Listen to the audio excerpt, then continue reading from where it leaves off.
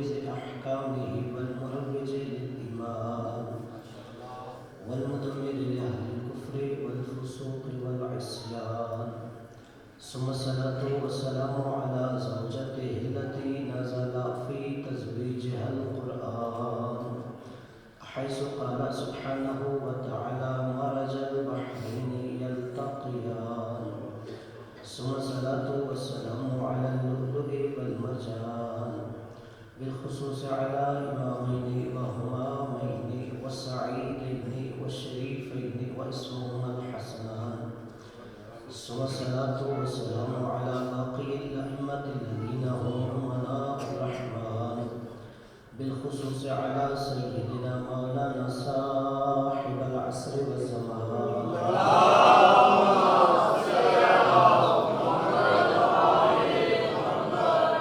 صلوات الله على محبيهم ولعنة الله على مبغضهم في كل حين وأوان أما بعد فقد قال الله سبحانه وتعالى في كتابه الفرقان بسم الله الرحمن الرحيم والنجم إذا هوى ما ضل صاحبكم وما غوى ووسع السبب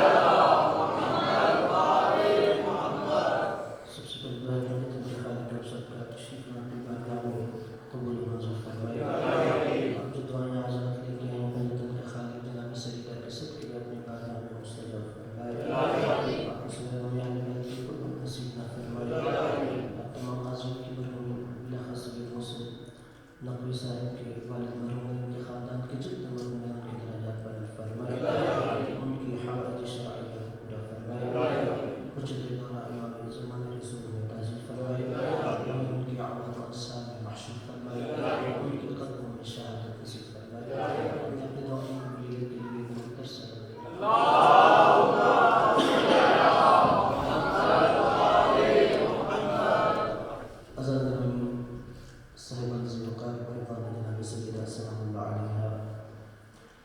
میں نے سورہ نجم کی آیت نزول تلاوت کی ہے جس میں اللہ نے قسم اٹھائی ایک ستارے کی کہ والنجم اذا ہوا قسم ہے ستارے کی کہ جب وہ جھکا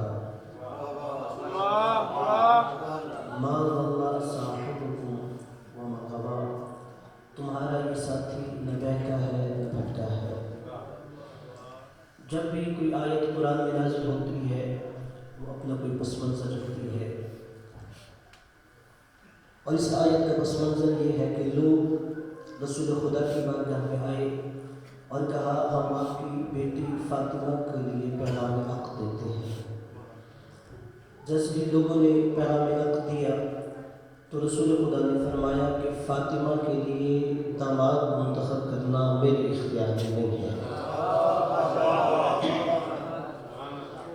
یعنی فاطمہ کے لیے انتخاب کرنا یہ میرے اختیار میں نہیں ہے. یہ کون کہہ رہا تھا جسے کافر کو مسلمان بنانے کا اختیار ہے, جہنمی کو جنتی بنانے کا اختیار ہے, صحرا کو گلشن بنانے کا اختیار ہے, جسے چاند کو دو ٹکڑے کرنے کا اختیار ہے. وہ کہہ رہا تھا کہ فاطمہ کے لیے شوہر انتخاب کرنا میرے اختیار میں ہے. کہا آپ کے اختیار میں نہیں تو پھر یہ کس کے اختیار میں ہے؟ کہا فاطمہ کے لیے انتخاب اللہ خود کرے گا. لوگوں نے کہا ہمیں کیسے پتہ چلے گا کہ اللہ نے جناب سیدہ کے لیے کسے منتخب کر لیا ہے؟ رسول خدا نے فرمایا ایسے کرنا, آج شام تم اپنے بالا خانوں پہ چلے جانا, آسمان سے ایک ستارہ آئے گا, جس کی ڈیوڑی پر وہ ستارہ جھکے گا اس سے فاطمہ کا عقد ہوگا. اب لوگ سر شام اپنے بالا خانوں پہ چلے گئے. نفسیاتی مسئلہ ہے. جب انسان چاند کو دیکھتا ہے تو ایسے لگتا ہے کہ جیسے ہمارے گھر کے سامنے شروع ہوا ہے. اب جب لوگوں نے دیکھا کہ ایک ستارہ آسمان سے چلا تو ہر شخص کو یہی لگا شاید وہ میرے گھر نہیں آ رہا. اور پھر دیکھا کہ وہ ستارہ جیسے ہی آیا مدینے کی فضاؤں میں پہنچا اور سیدھا علی کے دروازے پہ نہیں آیا. اگر سیدھا آتا لوگ کہتے کہ ٹوٹ کے گرا ہے. لوگ کہتے ہیں ٹوٹ کے گرا ہے، اس لیے علی کے دروازے پہ آ گیا. کہا پہلے وہ دروازہ مدینے کی فضا میں آیا، مدینے کی فضاؤں کا چکر لگایا اور پھر علی کے دروازے پہ آیا. چلو جملہ تبدیل کر دیتا ہوں، صرف مدینے کا چکر لگا کے نہیں، مدینے والوں کو چکرا کے آ رہا.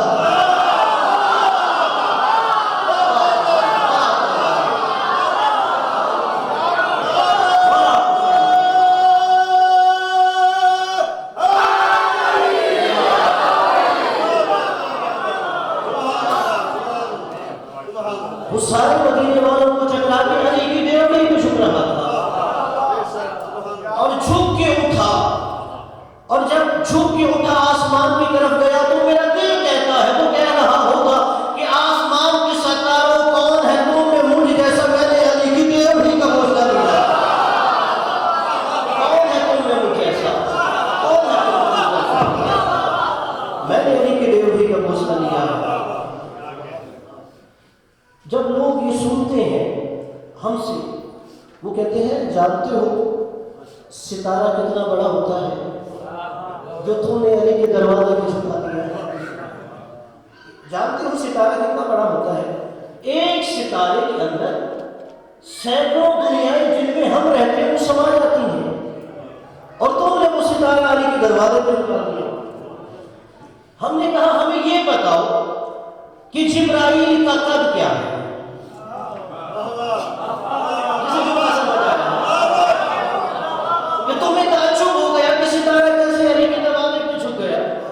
ہم نے کہا تم ہمیں یہ بتاؤ کہ جبرائیل کی قد کیا ہے، جبرائیل کی قامت کیا ہے. جب ہم نے علماء اسلام سے پوچھا تو علماء نے اپنی کتابوں میں لکھا بلا تفریق مذہب و مسلک کہ جبرائیل کا عالم یہ ہے، اگر وہ دایاں پر کھولتا ہے تو مشرق سے جا کے ٹکراتا ہے، اگر بایاں پر کھولتا ہے تو مغرب سے جا کے ٹکراتا ہے. یعنی جس کے پروں کے طول کا عالم یہ ہے، اس کے قد کے طول کا عالم کیا ہوگا کہ دایاں پر کھولے مشرق سے ٹکرائے، بایاں پر کھولے مغرب سے ٹکرائے. وہی جبرائیل ہمیں ایک دن مدینے کی گلیوں میں یہ کہتا ہوا نظر آ رہا تھا، اتعظمنی یا رسول اللہ ان اکون معکم تحت الکسا. اے اللہ کے رسول اجازت دیجیے میں چادر زہرا میں آ جاؤں.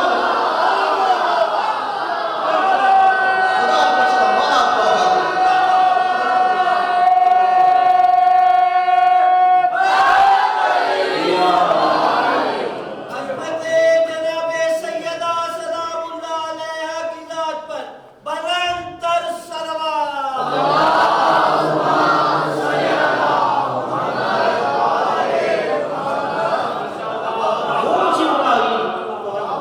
جو دایاں پر کھولے مشرق سے جا کے ٹکراتا ہے، بایاں پر کھولے مغرب سے جا کے ٹکراتا ہے.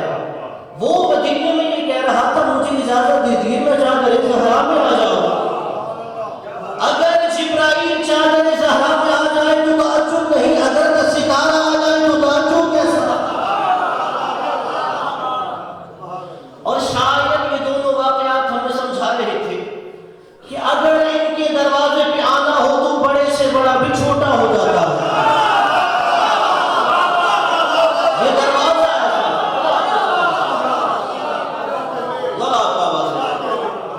شاید ہمیں یہ سمجھایا جا رہا ہے کہ اس دروازے پہ اگر آنا ہو تو یہاں بڑے سے بڑا بھی چھوٹا ہو جاتا ہے. ہم عرض کریں گے بارے الہ، اگر حضرت سیدہ کے لیے آنا تھا تو سورج کو قاسم بنا کے بھیج دیتا، تو چاند کو حضرت سیدہ کے لیے قاسم بنا کے بھیج دیتا، صرف ستارے کو ہی کیوں بھیجا؟ عجب نہیں خدا کہے ہم انہیں کوئی فضیلت سیکنڈ ہینڈ نہیں دیتے. تھوڑا سا نہیں بیدار کیجیے. سورج کو نہیں بھیجا، چاند کو نہیں بھیجا، ستارے کو جناب سیدہ کی فضیلت کے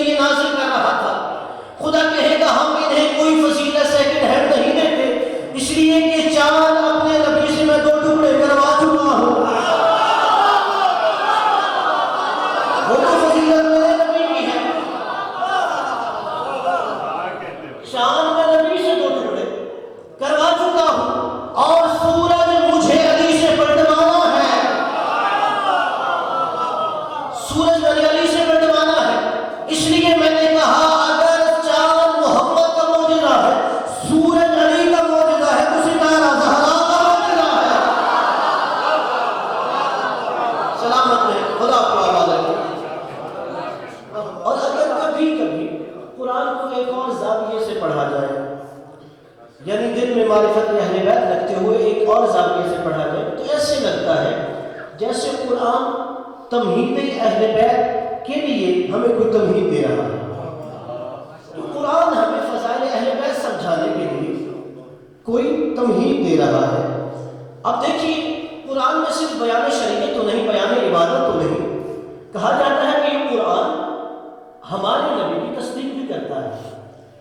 جیسے گزشتہ امتوں میں کتابیں نازل ہوئی، اللہ نے توریت نازل کی، زبور نازل کی، انجیل نازل کی، اب ان کتابوں کی تصدیق قرآن کر رہا تھا، ان کتابوں کی تصدیق قرآن کر رہا تھا، اور قرآن کی تصدیق فضائل اہل بیت کرتے ہیں۔ یعنی قرآن ان کتابوں کی تصدیق کرتے ہیں اور فضائل اہل بیت قرآن کی تصدیق کرتے ہیں۔ کیسے؟ کہ یہ قرآن میں ہے کیا؟ گزشتہ امتوں کی واقعات، گزشتہ امتوں کے معجزات، کہ قرآن نے ہمیں بتایا گزشتہ امتوں میں کیا کیا ہوتا رہا۔ قرآن نے ہمیں بتایا کہ دیکھو آدم کو خلیفہ بنایا گیا تھا، قرآن نے ہمیں بتایا کہ داؤد کے لیے لوہا موم بنایا گیا تھا، قرآن نے ہمیں بتایا کہ موسیٰ کے عصا کو اژدہا بنایا گیا تھا، قرآن نے ہمیں بتایا کہ موسیٰ کے لیے پانی میں راستہ بنایا گیا تھا، قرآن نے ہمیں بتایا کہ موسیٰ کے عصا کو اژدہا بنایا گیا تھا، قرآن نے کہا آتش نمرود ابراہیم پہ گلزار بنائی گئی تھی، قرآن نے کہا عیسیٰ کو پیدا ہوتے ہی بولوایا گیا تھا۔ ہمیں کیسے پتہ چلے کہ کیسے لوہا داؤد کے لیے موم بنایا گیا؟ قبلہ آپ نے یا میں نے تو نہیں دیکھا، یہ گزشتہ امتوں نے دیکھا تھا۔ آپ کو یا مجھے کیسے پتا کہ آدم کو کیسے خلیفہ بنایا گیا؟ آپ کو یا مجھے کیسے پتا موسیٰ کے عصا کو اژدہا بنا دیا گیا؟ دیکھیے ثبوت کے لیے دیدار ضروری ہوتا ہے، ثبوت کے لیے مشاہدہ ضروری ہوتا ہے۔ قبلہ میری آپ کی اوقات کیا، ذات کیا، مثال کیا؟ ابراہیم جیسا صاحب شریعت رسول کہہ رہا تھا بار الہ مجھے دکھا تو مردے کیسے زندہ کرتا ہے۔ ابراہیم جیسا نبی کہہ رہا تھا مجھے دکھا تو کیسے زندہ کرتا ہے۔ کہا ابراہیم کا تجھے میری قدرت پہ یقین نہیں ہے؟ کہا یقین ہے، دیکھوں گا تو میرے یقین میں اضافہ ہو جائے گا، دیکھوں گا تو اضافہ ہو جائے گا۔ کہاں پر روک کے جملہ کہہ دیتا ہوں، ابراہیم وہ ہے، وہ کہہ رہا ہے کہ اگر مجھے دکھائے گا تو یقین میں اضافہ ہوتا ہے، اور علی وہ ہے جو کہہ رہا تھا اگر علی کے آگے سے پردے ہٹا بھی دیے جائے تو یقین کی کوئی منزل نہیں رہتی۔ علی اس یقین کی منزل پہ ہوتا ہے۔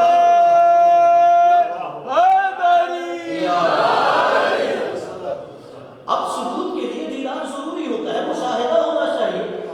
اب ہمیں بتا دیا گیا کہ ان امتوں میں یہ ہوتا رہا، اس امت کو بھی تو دکھایا جانا چاہیے وہ کیسا ہو رہا تھا۔ اب قرآن نے ہمیں کہا سنو کہ قرآن تمہیں وہ بتائے گا، اہل بیت تمہیں کر کے دکھائے گے۔ قرآن تمہیں وہ بتا دے گا اور اہل بیت بھی کر کے دکھائیں گے، وہ ایسے ہو رہے تھے۔ اگر قرآن نے کہا کہ آدم کو خلیفہ بنایا گیا، تمہیں غدیر کے فضائل بتائیں گے، خلیفہ ایسے بنائے جاتے ہیں۔ اگر تمہیں قرآن نے بتایا کہ داؤد کے لیے لوہا موم بنایا گیا، آپ اور ہم سوچنے لگیں گے کہ کیسے موم بنایا گیا؟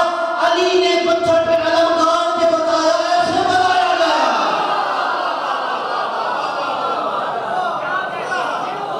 جو گزشتہ امتوں میں ہوا وہ ہمیں کر کے دکھایا جائے۔ قرآن نے ہمیں بتایا کہ موسیٰ کے عصا کو اژدہا بنایا گیا، 8ویں امام نے شیر کلیم کو زندہ کر کے بتایا ایسے بنایا گیا۔ اور اسی لیے جب مولا رضا نے شیر کلیم کو زندہ کیا تو جو پاس لوگ تھے انہوں نے کہا مولا اس نے جن لوگوں کو نگلا ہے کہیے کہ اس کو گل دے، کہ شیر نے جنہیں نگلا ہے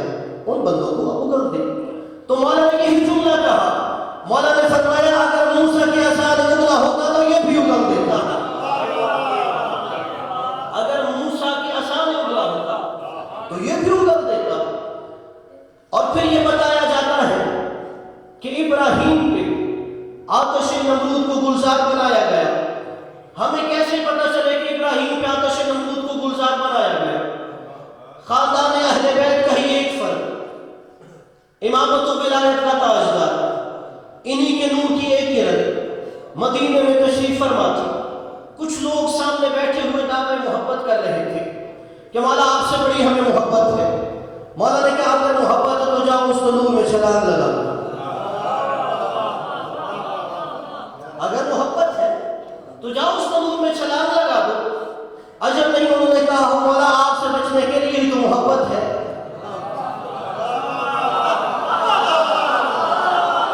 آپ سے بچنے کے لیے ہی تو محبت ہے۔ مولا نے کہا جاؤ پھر تنور میں چھلانگ لگاؤ۔ کہ نہیں مولا جل جائیں گے۔ مولا نے کہا پھر محبت کا دعویٰ نہ کرو۔ ابھی یہ باتیں ہو رہی تھی، ان کا ایک چاہنے والا اجڑے ہوئے بال تھے، کھلا ہوا گریبان تھا، چڑھی ہوئی آستینیں تھی، نام اس کا ہارون مکی تھا۔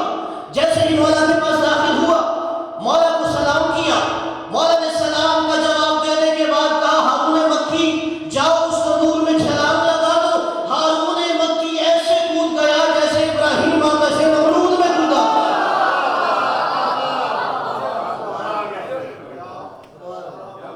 ہارون مکی کو مولا نے کہا جاؤ اگر محبت ہے تو اس تنور میں چھلانگ لگا دو۔ اب فوراً ہارون مکی نے جا کے چھلانگ لگا دی۔ اب جیسے اس نے چھلانگ لگائی، مولا نے غلام کو کہا کہ جاؤ تنور کے اوپر ڈھکن دے کے بند کر دو۔ اب وہ اندر ہے، وہ جو پاس بیٹھے تھے مولا نے اپنی گفتگو پھر ان سے شروع کر دی۔ اب لوگوں کا ذہن تنور کی طرف تھا، مولا کی باتوں کی طرف نہیں۔ انہوں نے کہا مولا اب جائیے وہ تنور کا ڈھکنا اٹھا لیجیے، وہ تو جل گیا ہوگا، اب تک تو وہ بھون گیا ہوگا، وہ تب گیا ہوگا، مولا اس سے باہر نکالیے۔ مولا نے کہا نہیں اسے وہیں پہ پڑا رہے۔ اب وہ جو وہاں گیا وہ اطمینان کے ساتھ گیا تھا، اور جو سامنے بیٹھے تھے وہ پریشان ہو رہے تھے۔ جب کچھ دیر گزر گئی، لوگوں کا اصرار رہا مولا اسے تنور سے نکال لیجیے۔ مولا نے انہیں کہا کہ جاؤ جا کے دیکھو وہاں مکی کی حالت کیا ہے۔ اب جیسے ہی لوگ ہارون مکی کی جانب تنور کی طرف بڑھے تو وہ ایسے تنور میں لگ رہا تھا جیسے گلشن جنت میں بیٹھا ہو۔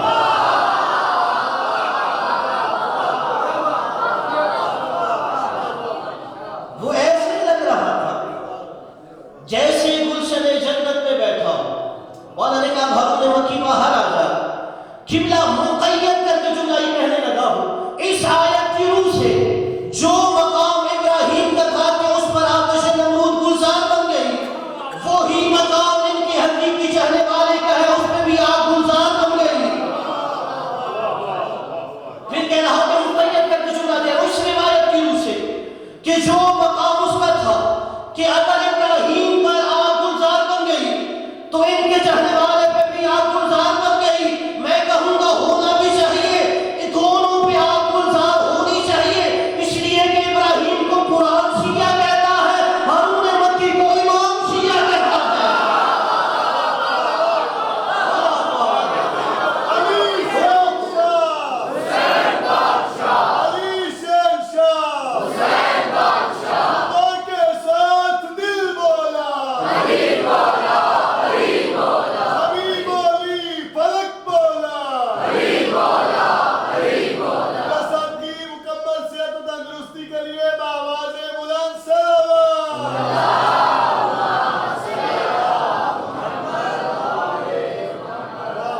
اگر ابراہیم پر آتش نمرود گلزار بن رہی تھی تو ان کی حقیقی چاہنے والے پر بھی آگ گلزار بن رہی تھی، اور ایسا ہونا بھی چاہیے اس لیے کہ ابراہیم کو تو قرآن شیعہ کہہ رہا تھا اور اسے اپنا امام شیعہ کہہ رہا تھا۔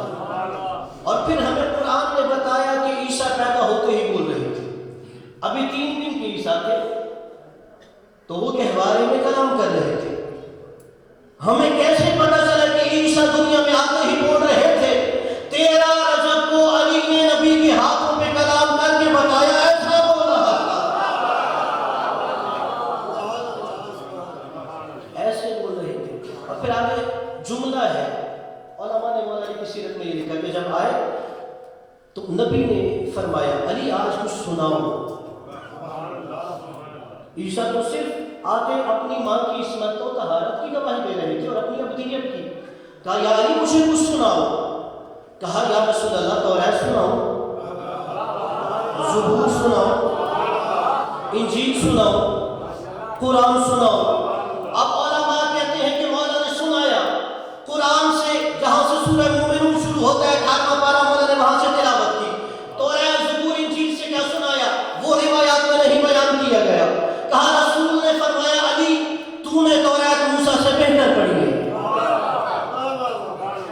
علی تو نے توریت موسیٰ سے بہتر پڑھی ہے, تو نے زبور داؤد سے بہتر پڑھی ہے, تو نے انجیل عیسیٰ سے بہتر پڑھی ہے. اور میں محمد مصطفیٰ گواہی دیتا ہوں قرآن ایسے پڑھ رہا ہے جیسے لوح محفوظ پہ لکھا ہے. قرآن کے نازل ہونے سے پہلے کی بات ہے, اس کے 10 سال بعد وہی نازل ہونا شروع ہوئی تھی. کہا میں گواہی دیتا ہوں تو نے قرآن ایسے پڑھا جیسے لوح محفوظ پہ ہے. اچھا توریت موسیٰ سے بہتر پڑھی. کیا جناب موسیٰ غلطیاں کرتے تھے؟ نہیں, انبیاء معصوم الخطا ہوتے ہیں. کیا جناب داؤد غلطیاں کرتے تھے؟ کیا جناب عیسیٰ علیہ السلام غلطیاں کرتے تھے؟ نہیں. تو پھر کیسے کہہ دیا موسیٰ اور داؤد و عیسیٰ سے بہتر پڑھی؟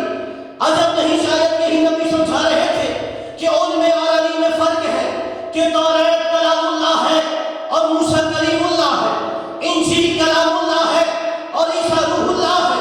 داؤد اللہ کا نبی ہے اور جیسے ہی یہ کتاب نازل ہوئی توریت وہ بھی کلام اللہ ہے, انجیل بھی کلام اللہ ہے, زبور بھی کلام اللہ ہے, موسیٰ کلیم اللہ ہے, داؤد نبی اللہ ہے, عیسیٰ روح اللہ ہے. تو کیا وجہ ہے کہ علی کی زبان سے یہ ساری کتابیں بہتر لگ رہی تھی؟ کہا توریت کلام اللہ ہے, موسیٰ کلیم اللہ ہے, زبور کلام اللہ ہے, داؤد نبی اللہ ہے, انجیل کلام اللہ ہے, عیسیٰ روح اللہ ہے. علی تیری زبان سے یہ زبان اس لیے اچھا لگ رہی تھی کہ تیری زبان خود لسان اللہ ہے.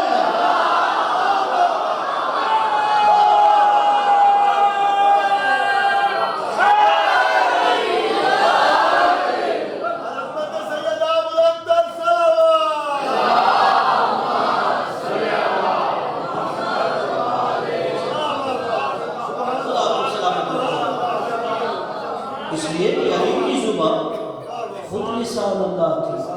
اس لیے جو ہمیں قرآن بتا رہا تھا سنت میں ہوا ہے. اگر قرآن نبی کی تصدیق کر رہا تھا تو قرآن کی تصدیق فضائل اہل بیت علیہ السلام کر رہے تھے. کہ اگر تمہیں شک ہونے لگے کہ ان امتوں میں یہ کیسے ہوا ہے تو تمہیں اہل بیت دکھائیں گے کہ کیسے ہوا. اور اسی لیے تو دیکھیے کہ جو یہ ہدایت کا سلسلہ نبی کے بعد چلا,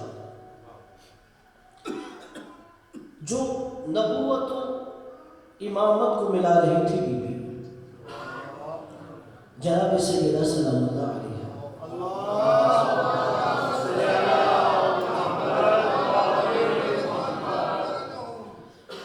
شاید اگر صرف اس بی بی کے عمل کو ایک پلڑے میں رکھ دیا جائے اور آدم سے عیسیٰ تک ہر نبی کے عمل کو دوسرے پلڑے میں رکھ دیا جائے تو زہرا کا عمل بھاری ہوتا ہے.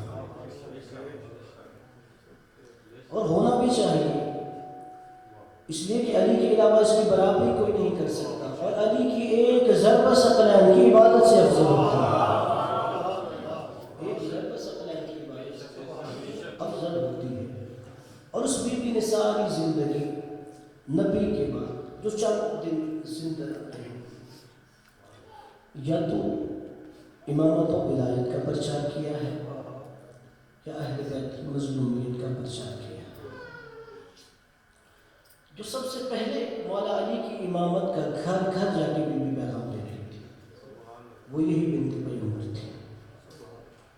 عزادارو اپنوں میں بیٹھ کے بات کرنا آسان ہوتی ہے, لیکن دوسرے کے گھر کی دہلیز پہ جا کے حق کا پیغام دینا مشکل ہوتا ہے. اور جناب سیدہ نے ایسے ہی امامت امیر المومنین کا پرچار کیا. اور پھر جناب سیدہ نے ایک دن مولا علی سے پوچھا, علی میں نے سنا ہے مدینے والے آپ کو سلام نہیں کرتے.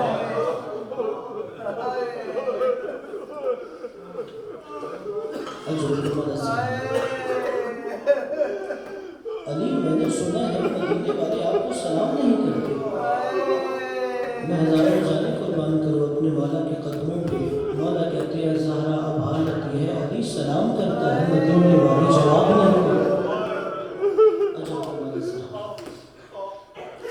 حضرت نبی کی جانے کے بعد بیوی کی حالت کیا تھی؟ علماء نے 3 جملے لکھے ہیں. لم تزل بعد ابیها معصبۃ الراس. جب نبی دنیا سے چلے گئے زہرا ہر وقت اپنا سر ایک رومال سے باندھے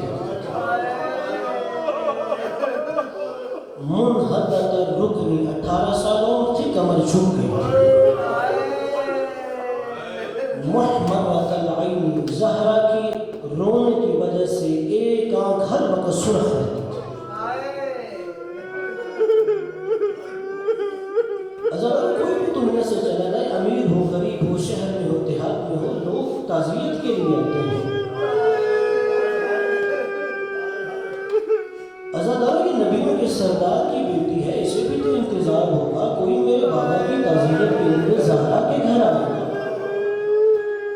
عزادار 3 دن تک انتظار کرتی رہی. تیسرے دن مسلمان حالت کیا ہے سن لکڑیاں اٹھائی ہوئی تھی کچھ ڈھولے تازیانے اٹھائے ہوئے تھے.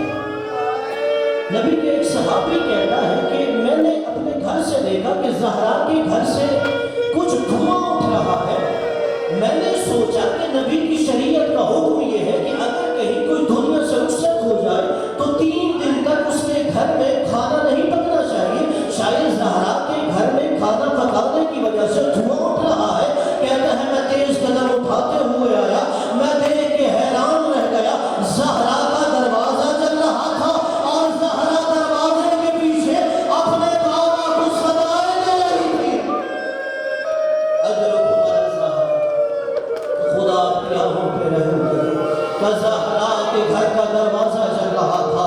کہا جب دھواں اٹھ رہا تھا ایک ملعون نے اس زور سے دروازے کو دھکا دیا کہ زہرا در و دیوار کے درمیان پھس گئی. اجرکم علی الزہرا.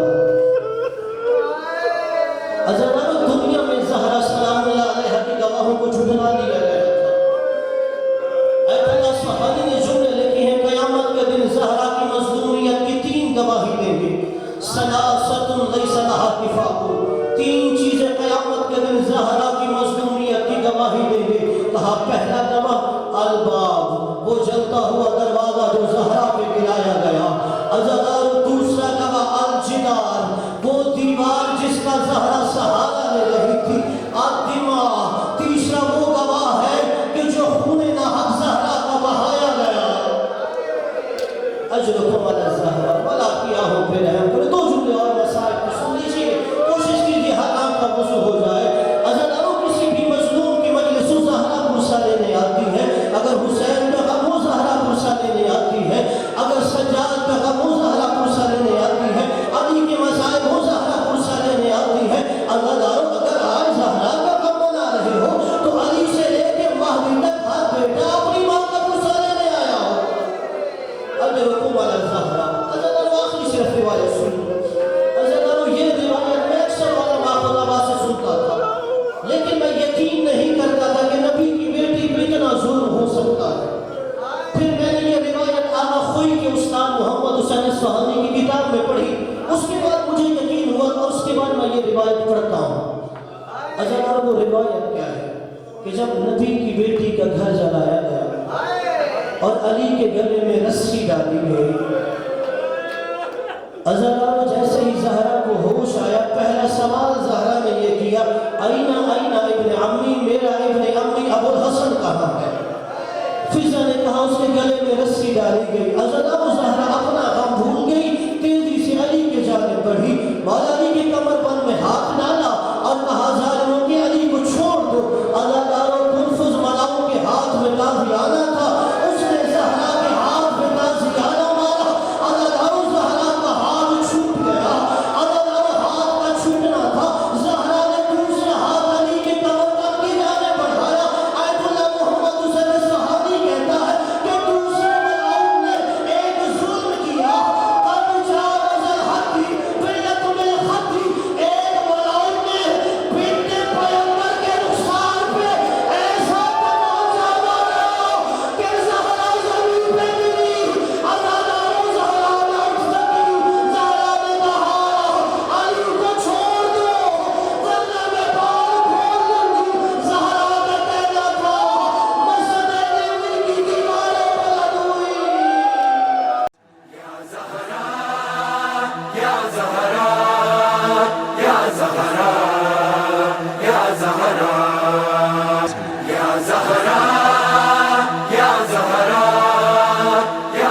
Hara